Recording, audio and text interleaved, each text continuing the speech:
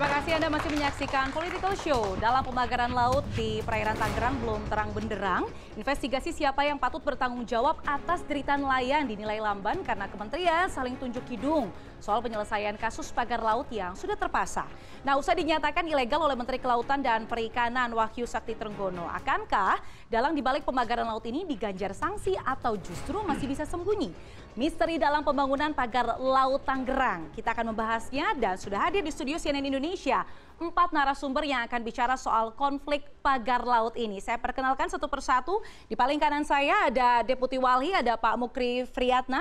Kemudian di sampingnya ada Pak Johan Rosihan, anggota Komisi 4 DPR RI fraksi PKS. Kemudian di sebelah kiri saya ini ada Karohumas Kementerian ATR BPN Bapak Harisol Bokodompis. Kemudian yang paling ujung ada pakar kebijakan publik Pak Trubus Rahadiansyah. Terima kasih Bapak-bapak sudah hadir. Mungkin boleh kita berikan tepuk tangan untuk Bapak-bapak yang sudah hadir di sini. Saya langsung mau mulai ke Pak Harison. Ini mungkin sudah banyak sekali hal-hal yang menunjuk kementerian Anda begitu. Apakah sebenarnya ATR BPN itu tahu siapa yang memasang pagar laut sepanjang kurang lebih 30 km di perairan Tangerang, Pak? Ya, terima kasih Mbak Diana. Ya, kalau hari ini Kementerian ATR BPN yang dilihat, ya wajar-wajar saja. Pasti kan kepemilikan sesuatu itu akan dipertanyakan legalitasnya. Betul. Tetapi Kementerian ATR BPN itu kan kepanjangannya ATR BPN, Badan Pertanahan Nasional. Jadi apa yang diterbitkan itu ya harus ada landed di atas tanah. Oke. Kan gitu ya. Nah, hari ini kita begitu kabar ini mencuat, Pak Menteri sudah memerintahkan jajaran mulai dari pelaksana di Provinsi Banten, Tangerang, Kabupaten Tangerang kan ini maksudnya Kabupaten Tangerang. Kemudian Dirjen Teknis terkait untuk melakukan penelitian terkait dengan berkas-berkas yang ada. Tapi sekali lagi kalau asas pendaftaran tanah itu kan ada dua. Bagaimana fisiknya dan bagaimana yuridisnya. Nah, dua tahapan inilah yang sedang dilakukan saat ini oleh kementerian kami untuk melihat legal standing keberadaan dari sertifikat. Tetapi kalau soal pagar laut memasang ya tentu kami tidak dalam posisi itu. Ini pagar laut siapa yang memasang tentu saja bukan ranah ATR BPN untuk mengetahui siapa yang memasang itu. Oke, kalau Anda bilang bukan ranah ATR BPN, tapi tadi Menteri Anda menyebutkan bahwa sudah ada 263 bidang tanah di perairan Tangerang. Ada hak guna bangunannya begitu. 264 PT Intan Agung Makmur, 10 atas nama PT Cahaya Inti Sentosa, 9 perseorangan dan 17 lainnya sertifikat hak milik. Nah, dengan data ini, apakah memang Kementerian Anda tidak cukup untuk mengetahui sebenarnya siapa yang memasang pagar laut itu begitu? Data tersebut itu kan adalah data yang diperoleh dan bisa diakses oleh masyarakat di aplikasi Bumi ATR BPN. Itu aplikasi yang memang kita rilis untuk masyarakat bisa melihat sekaligus sebagai social balance control juga tentang apa yang dilakukan dalam koridor pendaftaran tanah. Jadi apa yang disampaikan oleh Pak Menteri itu adalah indikasi yang diperoleh dari data bahwa kalau tidak salah di kohot itu ya. Di kohot itu ada 263 sertifikat, ada hak milik, ada HGB yang telah diterbitkan. Tetapi kalau kita bicara bagaimana validitas sertifikat itu, bagaimana dia dijadikan produk, membuktikannya pun harus dibuktikan secara ini kan, tahapannya seperti apa. Sekali lagi, kita koordinasi dengan BIG, Pak Menteri telah memerintahkan Dirjen SPPR, survei pengukuran pemetaan, untuk koordinasi segera dengan BIG untuk melihat apakah yang 263 itu terindikasi masuk di dalam garis pantai atau tidak. Nah, kalau masuk, dilakukanlah penelitian selanjutnya ke yuridisnya dan seterusnya. Dan kita lihat apakah ini kemudian mengarah kepada pembatalan atau seperti apa. Itu berkembang nanti dalam tahapan. Berarti akan dievaluasi begitu ya Pak Garo. Nah Pak Garo tadi Pak Nusron, Menteri ATR BPN juga menyebutkan ini bahwa sertifikat HGB itu diterbitkan di tahun 2023. Artinya kan data-data itu sudah ada. Sepekan lalu sudah viral. Artinya kan semua orang bertanya-tanya sebenarnya siapa yang memasang dan siapa yang memiliki akses untuk ke sana begitu. Salah satunya mungkin yang dipertanyakan adalah kepemilikan HGB. Kenapa Kementerian ATR BPN baru memilih untuk membukanya saat ini begitu, ketika sudah viral cukup lama begitu, ada jedanya? Ya, ada perbedaan antara siapa yang memasang dengan siapa yang terindikasi dalam sertifikat. Sertifikat ini sebenarnya dulunya berasal dari, kalau warkah yang kemarin kita teliti sama-sama dengan teman-teman di Tangerang, itu kan tidak semuanya HGB. Ada hak milik yang kemudian berproses berubah haknya menjadi HGB juga. Nah, kalau kita lihat itu kan ada penguasaan yang berdasarkan surat girik. Surat girik itu surat pajak zaman dulu yang terindikasi di sekitar tahun 82. dalam warkanya. Nah, dari 82 dasar penerbitan GIRIK itu sampai dengan tahun sekarang, itu kan perlu diteliti itu. Ya, kita bisa gunakan kombinasi antara citra spasial, seperti apa, yuridisnya seperti apa. Jadi itulah yang dilakukan. Jadi kalau hari ini kemudian disebut bahwa ATR BPN baru mengeluarkan, kita sudah bekerja sejak awal. Tapi kan ya tidak perlu ribut-ribut untuk bekerja, kan bekerja precise gitu. Ini yang ditanyakan 263 ini di mana, ya kan, siapa, kemudian bagaimana dasarnya, itu sedang dilakukan sampai hari ini, sampai detik ini pun tim masih bergerak untuk berkoordinasi di lapangan. Oke, tim masih bergerak untuk melihat sebenarnya, mengevaluasi begitu ya Pak Karo ya. Oke, saya mau ke Pak Mukri, tapi sebelum ke Pak Mukri saya mau dengarkan terlebih dahulu pernyataan pagi tadi dari Menteri ATR BPN Nusron Wahid soal siapa saja yang memiliki HGB di perairan Tangerang ini. Kita dengarkan bersama. Kami membenarkan ada sertifikat yang berseliweran di kawasan pagar laut sebagaimana yang muncul di banyak sosmed tersebut. Jumlahnya 263 bidang dalam bentuk SHGB atas nama PT Intan Agung Makmur sebanyak 234 bidang dan atas nama PT Cahaya Inti Sentosa sebanyak 20 bidang. Kemudian atas nama perseorangan sebanyak 9 bidang. Kemudian ada juga SHM, surat hak milik, atas 17 bidang. Oke, setelah pagi tadi ada pernyataan resmi dari Menteri ATR BPN Nusron Wahid soal siapa saja yang memiliki HGB di perairan Tangerang tersebut. Walhi juga memberikan rilis begitu bahwa ada indikasi PT Intan Agung Makmur dan PT Cahaya Inti Sentosa ini dengan Agung Sedayu. Nah, ini bagaimana kaitannya afiliasi yang ditemukan sama Walhi soal dua perusahaan ini dengan Agung Sedayu? Boleh dijelaskan Pak Mukri? Ya, nggak terlalu panjang ya saya jelaskan soal itunya ya. Tapi kami menjawab bahwa kalau kami kasih clue titik-titik ujungnya grup dari dua PT itu. Oke. Silahkan, ini tugasnya negara untuk mencari siapa mereka. Tapi poin kami di sini adalah menyampaikan bahwa sekali lagi tidak akan pernah gugur kami menyebut motif upaya jahat untuk melakukan pengurugan laut seluas 9.000 hektar tersebut dengan reklamasi. Ya, kita mulai. Satu, coba lihat yang namanya Tanjung Burung, ini persoalan pagar ini. Pada bulan April dia akan belum terlihat kalau menggunakan central landsat atau spasial. Dia mulai terlihat di bulan Agustus. Oke, itu ya. 2023. Di mana Tanjung Burung sampai ke Kohod. Oke. Yang berikutnya, yang HGB termasuk sertifikat hak milik itu ada di 3 desa. 1 Kohod, 2 Keramat, yang 3 Tanjung Burung. Tanjung Burung, Kecamatan Teluk Naga.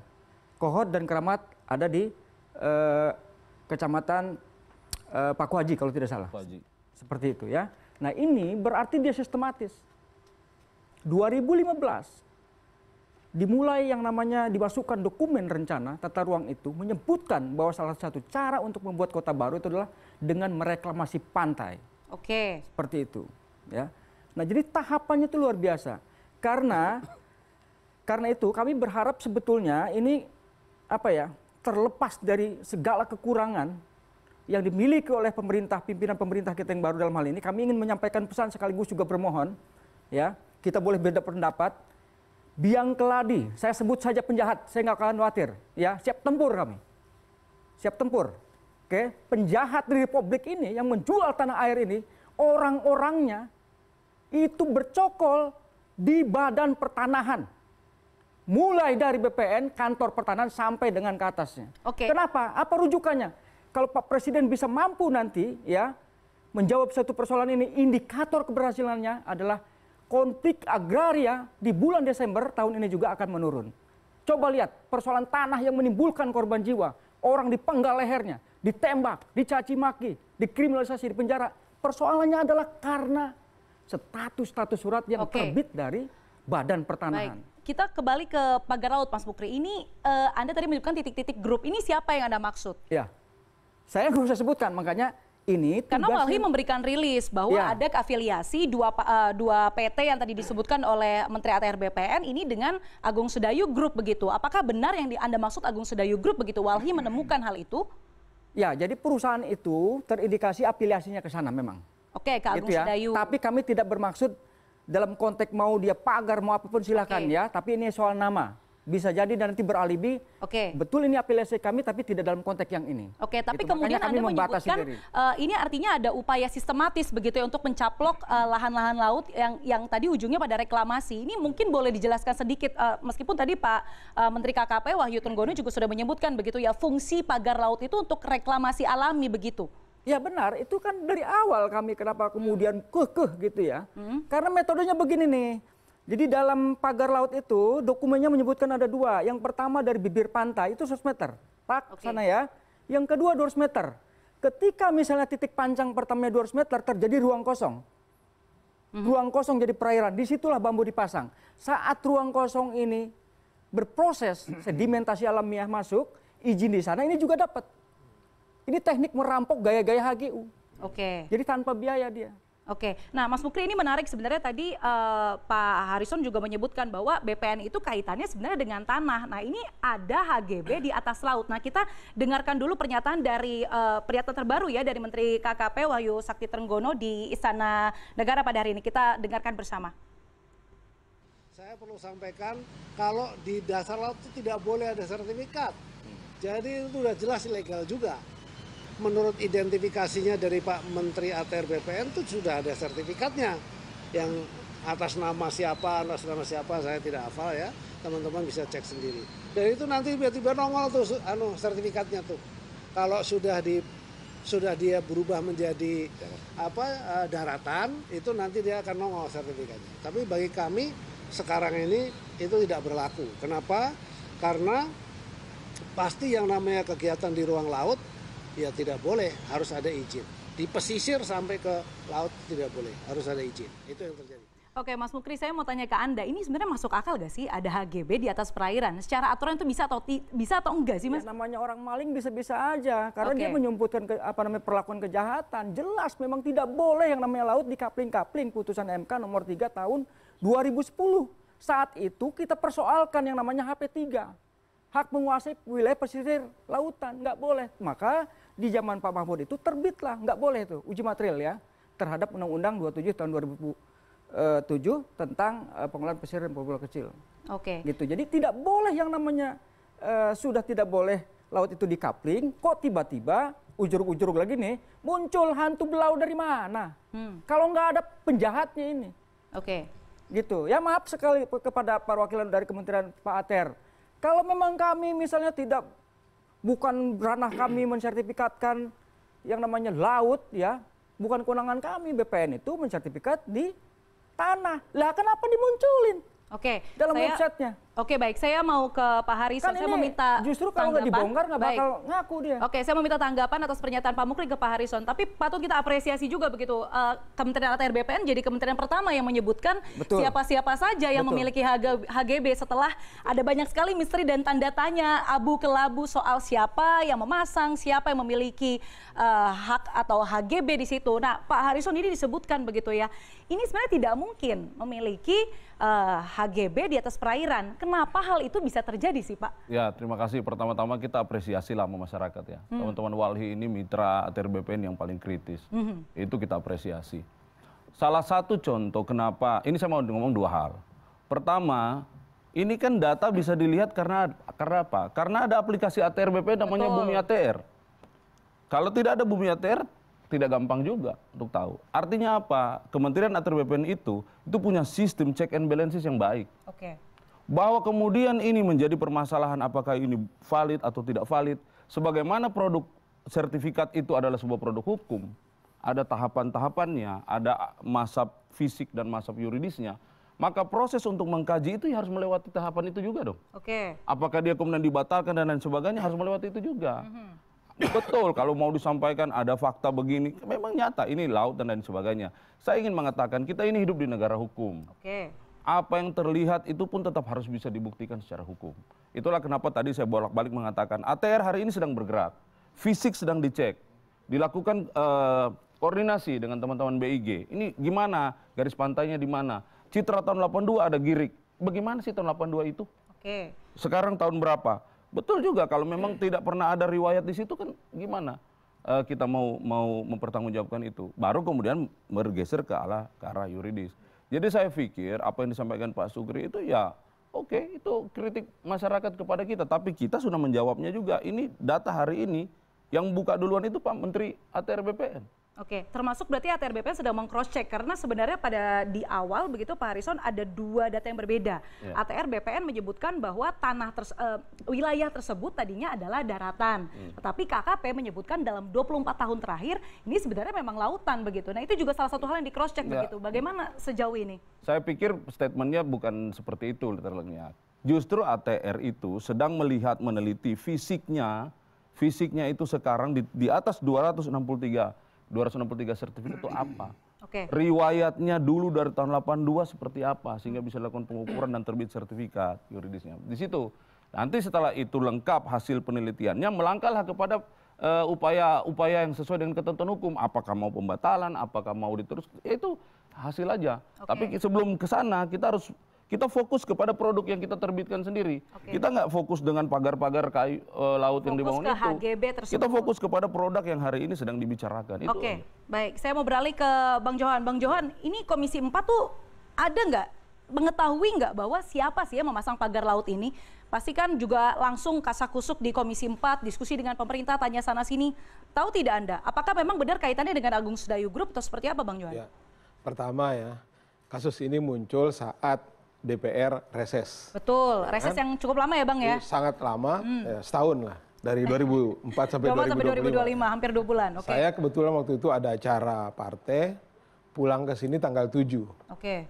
Nah tanggal 8, saya langsung turun ke lokasi. Mendapatkan fakta pagar itu sudah sampai 300 sekian 30 kilo lah, 30,16 kilometer. Ya, saya waktu itu sama Mas Riono Caping pergi ke sana menemukan itu. Saya pada saat itu langsung mengatakan bahwa ini adalah klaim wilayah. Jadi statement awal saya itu kemudian terbukti setelah ada ribut-ribut saat ini. Ya, apa yang disampaikan oleh Menteri BPR, saya pikir itu adalah pembuktian atas klaim saya ketika tanggal 8 Januari saya mengatakan bahwa ini adalah proses pengkondisian klaim wilayah oleh pihak tertentu, ya kan? Nah, terkait dengan yang BPR ini, saya ingin menyampaikan apresiasi kepada Pak Menteri, ya, ATR BPN. Saya apresiasi. Saya membacanya bahwa Pak Menteri ini sedang melakukan satu proses tobat nasuha. Apa itu Bang maksudnya Bang? Pertama, dia meminta maaf.